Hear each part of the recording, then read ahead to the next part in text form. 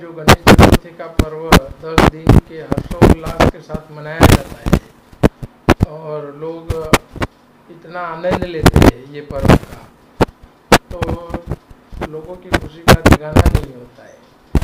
और ये 10 दिन के अंदर लोग एक अलग ही दुनिया में चले जाते हैं, जिसको हम ईश्वर की दुनिया बोला जाता है, जिसको हम सुकून की दुनिया बोला जाता है। तो वो सुकून वाली दुनिया में 10 दिन में रहते हैं लोग। और उसी के संलग्न में हमारी ऑफिस में हमने 5 दिन का गणपति रखा था। आज चौथा दिन है। आज चौथे दिन भी काफ़ी हस्तियाँ आई, काफ़ी लोग आए, जान पहचान वाले मित्र वर्तुल आए और बहुत अच्छा लगा हमें। और उन लोगों का मैं शुक्रिया अदा करूँगा कि वो आज हमारे ऑफिस में आके प्रसाद और दर्शन का लाभ लिया। और जो आपके साथ हैं चंद्रकांत जी, क्या कहना चाहेंगे आप? आज बप्पा का चौथा दिन है और कल आखिरी दिन रहेगा। एक तो मैं ये कहना चाहता हूँ कि जिस श्रद्धा से भजन कीर्तन और भक्ति पूजा वगैरह हो रहा है ऑफिस में, मैं राकेश जी का बहुत बहुत आभारी हूँ। मीन्स एक अलग ही लेवल है महादेव को पूजने का और बप्पा को पूजने का, और इन्होंने जिस तरह से अपनी कीर्ति जमाई है भक्ति भावना में, वाकई शब्दों से हम लोग बयां नहीं कर सकते। एंड आज राकेश जी बीजेपी के आध्यात्मिक बोर्ड के सर चिटनीस है और इनको वो पोजीशन यही चीज़ देख के मिला है कि इनकी कैपेबिलिटी क्या है, इनकी अचीवमेंट किस तरह की है। बहुत ही जितने भी लोग आते हैं उन लोग हमेशा यही बोलते हैं कि यहाँ की जो वाइब्रेशंस है हमें हिला के रख देती है, इतनी पॉजिटिव वाइब्रेशंस है। और ये पॉजिटिव वाइब्रेशंस का रीज़न एक ही है, राकेश जी की भक्ति भावना, महादेव जी के प्रति प्रेम, बप्पा जी के प्रति प्रेम। जितना भी ये मैं हमेशा देखता हूँ तो ऑफिस में यहाँ पे चेयर में कम रहते हैं, बप्पा जी के साथ ज़्यादा रहते हैं। क्यों बोलो तो इनकी भक्ति भावना मैंने पर्सनली देखा है, बहुत ही मीन्स डेडिकेटेड रहते हैं। एंड राकेश जी को मैं तहे दिल से शुक्रिया बोलना चाहता हूँ, क्योंकि हमें ये चीज़ में हमें भाग लेकर, हमें भाग दिलवा कर इन्होंने हमारे लिए भी वो द्वार खोल दिए हैं जो कि हमारे द्वार बंद थे, वो ये भक्ति भावना से खुल गए। एंड मैं तहे दिल से इनको शुक्रिया बोलता हूँ। एंड ये बोलता हूँ कि महादेव जी और बप्पा जी, राकेश जी, इन सभी का आशीर्वाद हमारे ऊपर सदैव बना रहे। बस यही स्वागत करतो यासाठी की ती श्रद्धापूर्वक मनापूर्वक बेसिकली पर्सनॅलिटीज अशी आहे ती त्यांना पाहिल्यानंतर pleasant innocent and pleasant personality, प्रफुल्लित असं व्यक्तिमत्व आहे ते प्रफुल्लित आणि व्यक्तिमत्व केव्हा प्राप्त होतं तर माणूस आतून इंटरनली तो एकदम हे असेल तर काय त्याची विचारधारा, थिंकिंग, ते सगळे वायब्रेशन्स पॉझिटिव्ह आतून पॉझिटिव्ह असेल तर एक्सटर्नल पॉझिटिव्ह होते, इंटरनली पॉझिटिव्ह माणूस असेल तर एक्सटर्नल सिच्युएशन सराउंडिंग पॉझिटिव्ह होते बेसिकली असं आहे ते। तर या ठिकाणी त्यांच्या ऑफिसमध्ये जेव्हा आपण आम्ही येऊ अत्यंत श्रद्धापूर्वक भक्तिपूर्वक सगळे इथले सगळे देवदेवतांचा वास या ठिकाणी असलेलं सगळं महसूस होतं, जाणीव होते या ठिकाणी बाबा एक divine power, existence of divine power is there.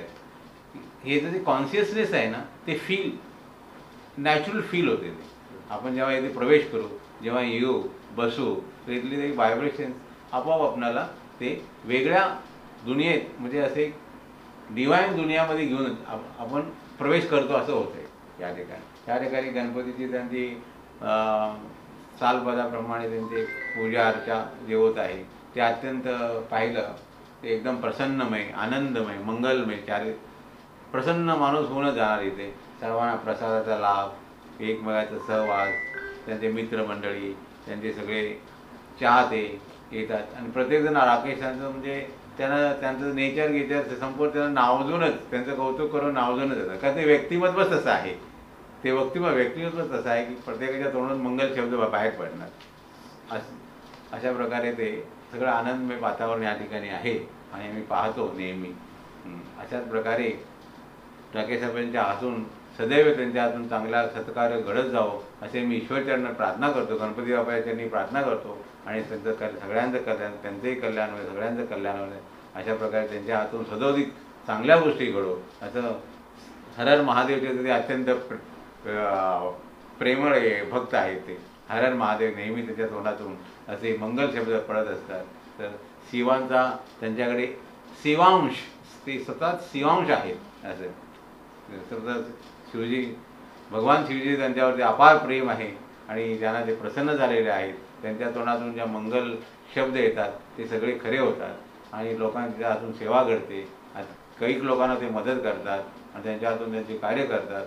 सदोदित असंच त्यांच्या हातून घडत जावं आणि सगळ्यांचं समाजात कल्याण होतं, त्यांचंही कल्याण हो आणि नेशन सगळ्या बाबतीत जे मंगल त्यांच्या हातून घडो असे आम्ही ईश्वराची प्रार्थना करतो. आणि तेवढे 4 शब्द बोलून धन्यवाद. थँक्यू. राकेशबाईंचं मनापासून मनपूर्वक अभिनंदन करतो. आणि त्यांनी गेल्या श्रावणामध्ये रुद्राभिषेक ठेवला होता आणि प्रत्येक सोमवारी रुद्राभिषेकला बरेच म्हणजे प्रमुख माणसं किंवा जवळचे माणसं त्यांच्याकडे येऊन त्यांनी मोठी पूजा केली. आणि त्याचप्रमाणे प्रत्येक वर्षी ते गणपतीची पूजा करतात. त्याप्रमाणे 5 दिवसाचा गणपती त्यांच्याकडे असतो. आता आज 4था दिवस आहे. आणि सर्वात महत्त्वाचं म्हणजे ते आहेतच स्वभावाने चांगले, पण त्यांच्या मिसेस ताईसाहेब ते सुद्धा अतिशय स्वभावाने चांगले आहेत. आणि ते स्वतः सकाळी लवकर उठून महाप्रसाद ते दिवसभर येणाऱ्या दर्शनासाठी येणाऱ्या लोकांना महाप्रसाद घरून आणून त्यांना म्हणजे प्रसाद देतात. ते अत्यंत म्हणजे कौतुकास्पद आहे. आणि त्यांनी आता त्यांच्याकडे एक असं गुण आहे की कुठल्याही पक्षाचे कोणी असो पण ते सर्व पक्षीय सर्व धर्मीयांना सामावून घेतात आणि सर्वांचं म्हणजे जे काय संकट असतील हे असतील त्यांच्या वाणीतून जरी नुसते त्यांनी सांगितलं तरी ते दूर होतात. आणि प्रेमळ भावना आहे, माया ममता तन मन धन ओतून सर्वांशी म्हणजे मिळून मिसळून त्यांचं दुःख निवारण करतात. आणि येणारा प्रत्येक माणूस इथे दुःख निवारण करून आनंदात जातो. आणि त्यांच्या ते चांगले विचार, हर हर महादेवजी त्यांच्यावर कृपा आहे, गणपतीची कृपा आहे. आणि ते स्वतः आध्यात्मिक ते सरचिटणीस आहेत महाराष्ट्राचे. पण BJPचे जरी असले तर सर्व पक्षाचे लोक त्यांच्याकडे म्हणजे आपुलकीनं म्हणजे प्रेमळ भावनेनं येतात. आणि असा त्यांचा स्वभाव आहे. आणि जनतेची सेवा करतात. आणि महादेवाच्या कृपेने त्यांच्या हातून बऱ्याच लोकांची सेवा घडलेली आहे आणि आणखी घडणार आहे. आणि त्यांच्या देवदेवतांच्या आशीर्वादानं किंवा त्यांच्या आईवडिलांच्या पुण्याने ह्या सगळ्या गोष्टी घडतात असं म्हणायला काही हरकत नाही. आणि एवढं बोलून मी त्यांच्याबद्दल 2 शब्द बोललो. जय हिंद, जय महाराष्ट्र.